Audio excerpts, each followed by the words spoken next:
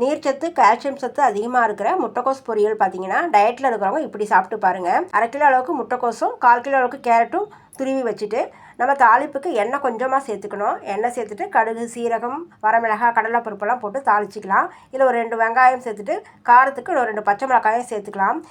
நீங்கள் டயட்டில் இருக்கிறவங்க பார்த்தீங்கன்னா இந்த முட்டைக்கோஸ் சாப்பிடும்போது பார்த்தீங்கன்னா நீங்கள் வேணும்னா கொஞ்சம் ரைஸ் எடுத்துக்கோங்க. 1 கப் அளவுக்கு நீங்கள் வந்து இந்த முட்டைக்கோஸை சமைச்சு சாப்பிட்றீங்க அப்படின்னா கொஞ்சமாக ஒரு 1/4 கப் அளவுக்கும் கம்மியாக ரைஸ் எடுத்துக்கணும். அப்போ தான் வந்து உங்களுக்கு வந்து வெயிட் ரிடியூஸ் ஆகும். அது மட்டும் இல்லாமல் அந்த எனர்ஜி லெவல் குறையாமல் இருக்கும். அதுலேயும் உப்பு கொஞ்சம் கம்மியாக சேர்த்து தான் இதை நம்ம சமைச்சு சாப்பிட்ணும். தண்ணி சேர்த்து வேக வைக்காமல் நல்லா அந்த உப்பு தண்ணியில் நல்லா வெந்து வரணும். நீங்கள் மூடி விட்டுட்டு கொஞ்ச நேரத்தை ஓப்பன் செஞ்சு நல்லா கலந்து விட்டுடலாம். டேஸ்ட் இன்னும் கொஞ்சம் அதிகமாக வேணும்னு நினைக்கிறவங்க தேங்காய் துருவலும் இதில் சேர்த்துக்கலாம். சுவை வந்து கொஞ்சம் நல்லாயிருக்கும். இப்போ நான் தண்ணி சேர்க்காம தான் வேக வச்சு எடுத்துருக்கிறேன். இது நல்லா 1 கப் அளவுக்கு நம்ம சாப்பிட்டுட்டு நல்லா ஒரு ஃபில்லிங்காக இருக்கும். எனர்ஜி லெவலும் குறையாது. ட்ரை பண்ணி பாருங்கள். தேங்க்யூ.